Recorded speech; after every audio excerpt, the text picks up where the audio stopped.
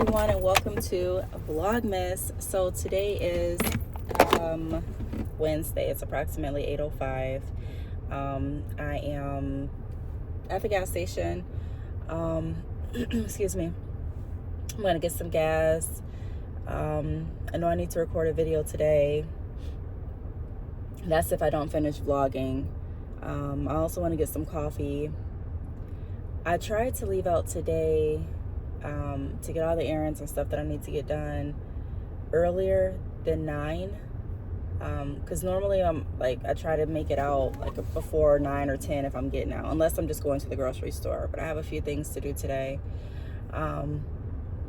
Also, I want to wrap up Christmas shopping. I just don't know if I'm going to do that today either.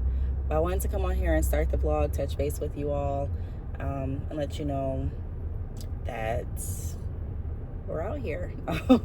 Just joking. But yeah, so I need to like I said, record today. I also need to stop by Home Depot, and I need to get some coffee first. It's kind of like, I know what I need to do, but it's really hard. It's a little challenging for me to formulate it because I just woke up. So I'm gonna get some coffee, and then I'll pick the vlog back up in just a little bit. Well, I'm gonna get some gas first and get some coffee. I was thinking of getting some coffee here at the gas station, but I'm not. I'm gonna go right over to Dunkin' Donuts. So I should be more awake by then. I'll pick the vlog back up in a minute.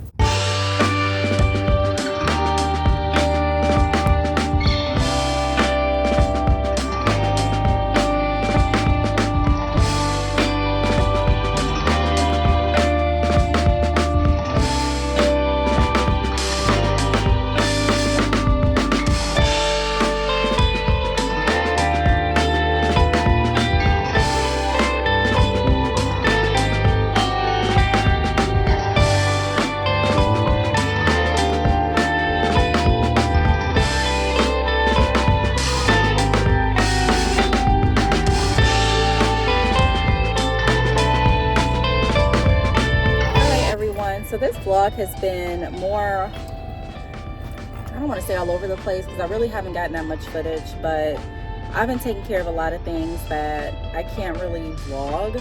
So it kind of makes today and yesterday a little bit more challenging to do Vlogmas. So yesterday I did browse briefly through a couple different stores. I'm really trying to just get down with Christmas shopping. I'm thinking that I'm going to do the rest online.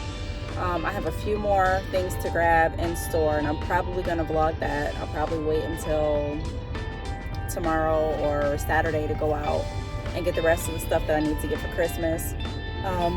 Excuse me. I decided to go ahead and do a Q&A in this vlog because I'm like, if I don't have that much footage, what else can I do for this Vlogmas? So I had to put my thinking cap on and be creative and say, you know what, instead of just not posting for Vlogmas, I'm still going to post, and I'm just going to do some questions that I got along with some shout outs. So I'm going to start with the shout outs first. Some of the questions came from like my comments, so you may hear some of the questions like answered in my Q&A that I'm about to do right now, right after the shout outs. But what I do with my Q&As is I get questions from like comments, text messages, emails, just different areas. And what I do is I try to like condense the question as much as I can for certain Q&A videos, so I get the gist of the question, just so that, I don't know, sometimes I'll read the full question, but in this video, I'm just going to do I'm going to summarize the questions. All right, so first is shout outs, okay? So I want to shout out Michael Estorpe 1354. I hope I'm pronouncing your name correctly. I truly appreciate your support. You have been commenting and supporting my channel for a long time, and it does not go unnoticed. So thank you so much for commenting. You commented, "Hi Britt, I miss your very long nails so much. When am I going to see an inch long nails?" Also, I got a comment under my Vlogmas Day 8/9 video. The comment was by John Jones 45689, And it says, brilliant video, Brittney. Really enjoyed everything about it, with the smiley face. If possible in the future, could you do a video revving up your car so we can hear how it sounds? Thank you so much for watching and commenting. I appreciate that. I also got a comment from me, Tio1541. Thank you so much again for your support. I truly appreciate it. I really look for your comments under my videos because I'm so used to seeing you there, and I really appreciate it. It's like we're really like family, you know, like you're always supporting my videos even before Vlogmas. So I cannot thank you enough. Thank you so much for your support. And you said thank you, and I believe you said thank you because I was shouting you out in my last vlog. So thank you so much. You left a smiley face with 4 hearts. I truly appreciate that. YouTube_views.627, and it says thumbs up if you agree this is incredible. So thank you so much for your comment as well. All right, so without further ado, I'm going to go ahead and get into the Q&A. So the first Q&A comes from a comment that I just read. Can you do a video revving up your car? I've never got asked that question, and honestly, I'm in my car a lot, but I don't really like, I'm trying. So do you want me to just like push on the gas? Is that revving up? I think that's what revving up your car is. Push the gas so you can hear what it sounds like. I'm not really big into cars. I've had this same vehicle for years. I think I've had this vehicle since I started YouTube, like what, 4 years ago. Once I pay off my vehicles, like that's kind of it. Like I have wanted another vehicle. I actually have another vehicle. I have a what is it called? It's a dang, I forgot the name of it. It's a I can't remember the name of it, but it's not a SUV like this. It's a car, and I have that car parked in my grandmother's house. I've had it parked there ever since I sold my house because I don't have a garage anymore. So yeah, that's where that car is at. No one really drives it. My dad, he drove it a little bit last summer just to make sure it still works, but other than that, it's just sitting there. So pretty much like once I pay off my cars or my vehicles, I'm pretty like settled in them. Unless there's something really wrong with it, then I'll go out and I'll be forced to like buy another vehicle. But other than that, yeah, I don't like car notes. I don't know really, you know, who does, but I'll probably get another vehicle soon. I know you didn't ask that, but I'm just trying to further elaborate and let you know that I'm not really into cars like that. So revving up the engine, is that what you wanted? Do you want me to push the gas? You know, what are you looking for with that? I'm not against it. I guess that question kind of caught me off guard. Okay, so the next question is, why did I move back to Michigan? My biggest takeaways from moving states. Why did I move back to Michigan? So I'm probably going to get more in depth on all of the specifics as to why I moved back to Michigan from living down south on my Patreon. I do girl talks over there.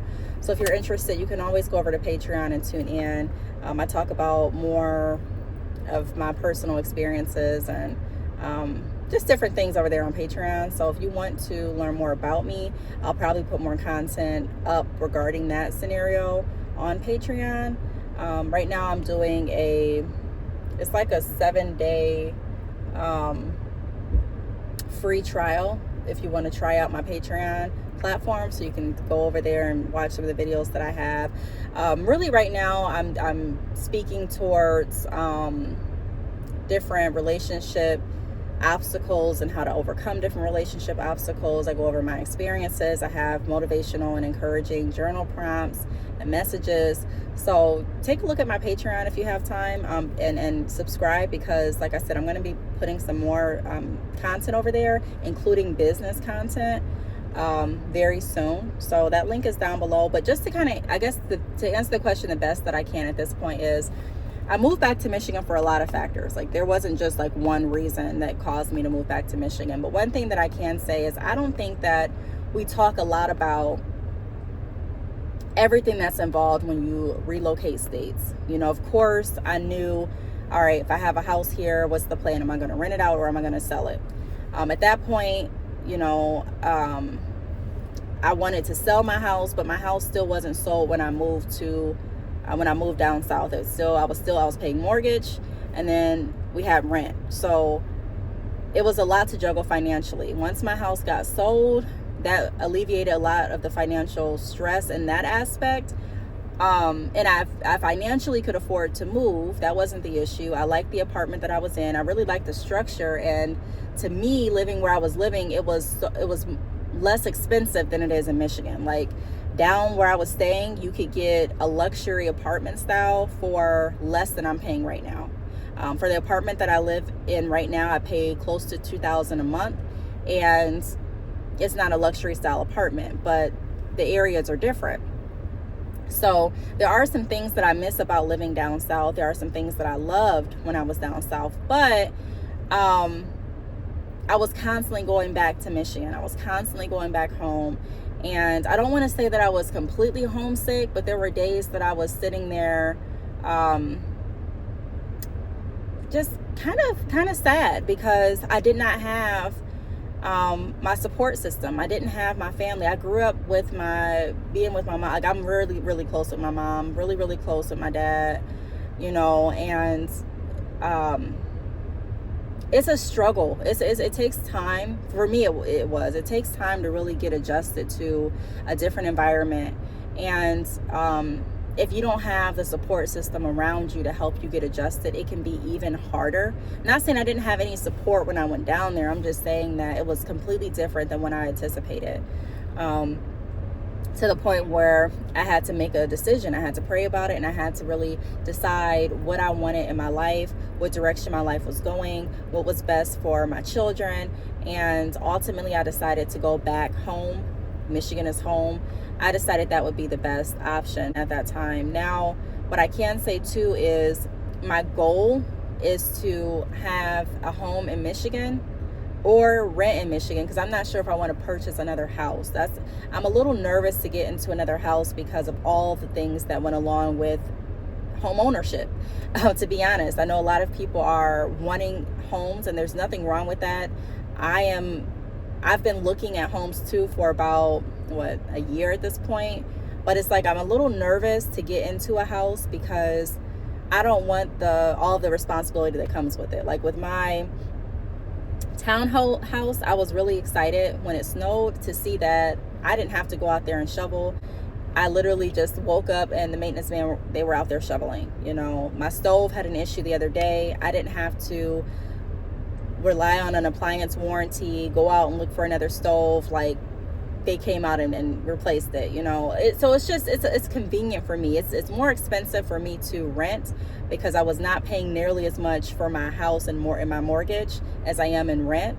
So it was cheaper, but it was more so of a stress with having to worry about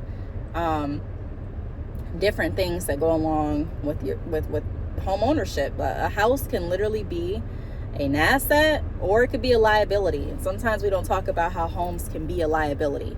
So with that being said, yeah, my goal is I hope that kind of answered it in a nutshell, but I hope to have a home down south, like a vacation house down south or a condo and a place up here as well. Just because I like the environment being down south. I like the food. I like the events that go on. It's a lot more to do, in my opinion. It's a lot more things to do that I'm interested in there, but my family's here, so you know. And then biggest takeaways from moving states. My biggest takeaway is that never take your family for granted. You know, I'm not going to say I took my family for granted because I definitely didn't. I always appreciated the relationship that I have with my family, but I just didn't know that I was going to miss them like I missed them when I moved. I didn't know that I was going to feel the way that I felt when I moved. Like when you move, I can say you have like this sense of adrenaline. It's like, yes, I accomplished this. Yes, I'm here. Yes, this is new. Yes, I'm doing it. And I think there's a part in me that thinks that everyone should get outside their hometown, because moving, it really forced me to rely on, just myself and my immediate family, if that makes sense. Like, I didn't have my friends there. I didn't have my family, and that's fine. That's fine. But there were days that I wish that I could, it felt differently. There were days that I wish I could go to the store and just like go see my mom's face. There are days that I wish that I could go around the corner and just hear my dad's voice in person, not over the phone. I'm getting a little emotional even thinking about it. But there were days that even my children were like, man, because they grew up around my family too, like, oh my gosh, I really, really miss Granny. And I really, really, they had their friends, you know. So moving, you know, I would just say, when you move, you don't want to just make sure that you're financially able to move. You want to make sure that you're emotionally ready as well. Like, you want to think about how that's going to really affect you and your children if you're moving. You want to look at different school systems. I looked at the school systems, but as far as like comparing the curriculums as close as I should have, I didn't do that. So there are some things that I wish I would have done differently looking back. I would just say make sure that you're prepared all the way around, and then also give yourself grace so that if you move and you decide, okay, this is not really what I'm comfortable doing, this is not where I'm comfortable at, this is not really where I want to be, you have enough resources to be able to go back home if you need to. So that's my biggest takeaway. You know, just you need to be more than financially prepared when you move to another state. The next question is, do I have advice for anyone starting YouTube? Yes, my advice would be to start YouTube doing something you enjoy doing. Even if your views are low, do something you enjoy doing, because what ends up happening a lot of times is people hop on YouTube wanting to follow trends, and when the trends die or when something changes with social media, they're not really able to pivot that channel, or they've gained so many subscribers off of doing things that they really don't enjoy doing. Similar to, like, let's take for example like a tea channel. You get on YouTube and you start reporting on different channels, right? And then it's like you really don't enjoy doing that. You just did it because it boosted your numbers, and now you want to do something along the lines of cooking videos. Well, the bulk of your subscribers are going to be there because they want to hear tea videos, right? That's why they subscribe. So if you start doing cooking videos, it may be something that you enjoy doing and the content may flow more seamlessly, but you may notice a huge decline in your subscribers and your views because now the people that are there aren't really getting what they came there for. So I just recommend whatever you're going to do, you know, whenever you start any type of business, whenever you start anything, make sure it's something that you're passionate about, because when it's not popular, you can still be authentic to yourself and you can still talk to the audience that initially came there for you. Now with my channel, I have a lot of different things going on, you know, but whatever I talk about is authentic to me. You know, I enjoy creating videos, or I would have stopped a long time ago. Excuse me, I don't stay any place just for money. If that's the case, I would have probably kept my first job when I was 19, where I was making decent money and I could have worked my way up to the point that if I had been there now, I'd probably be making really, really, really good money. But it's not, I'm not a person that's driven off of money alone or numbers alone. Like purpose and passion, you know, making sure that I'm being authentic to myself, all of those things weigh in. So that's what I would advise you all to do. Start YouTube doing something that you're comfortable, and that not even that you're comfortable, but that you like doing, because you may be uncomfortable, but that also, you know, goes to show that you're growing. And a lot of times when we're uncomfortable, that is when we grow the most. Another question I got is, will you do mommy and baby videos? I don't know. I know when I was doing my pregnancy journey, I had every intention on doing mommy and baby videos, but somewhere down the line, you know, I just didn't feel as comfortable showing Tyra as much as I did. And Tyra's my daughter, for those of you that don't know. But I just didn't feel as comfortable showing her as much as I did when I was, like, I showed my belly, you know, when I was pregnant. But I just didn't feel comfortable having her in the videos as much. Now, if you watch my vlog, she's still going to be in my videos because she's still around me. So are my other children, my older children.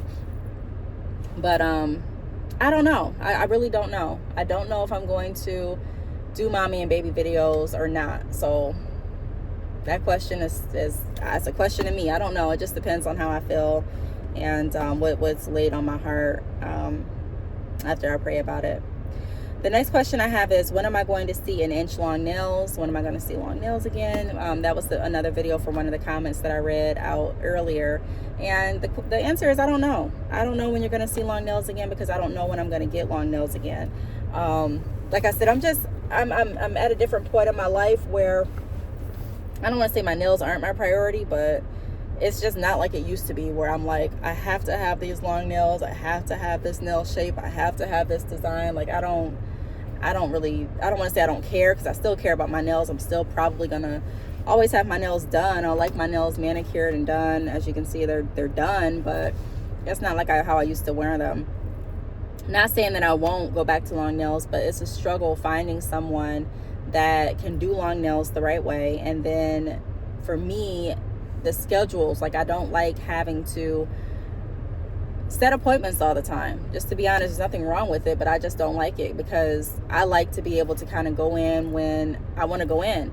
And when I have shorter nails, I have more of that freedom, you know, because a lot of people do short nails, whereas there's a handful of people that specialize in long nails, the kind of nails that I enjoy wearing. So don't know when. I'm sure I'll have long nails again. Just don't know when. So those are my questions. I want to thank you all for tuning in to this Vlogmas today. I know this Vlogmas video is a little bit different than the other videos, and for that I do apologize. There's just some things that I'm working on that I cannot vlog. I do want to thank you all for tuning in, and I will see you all in my next video. Bye.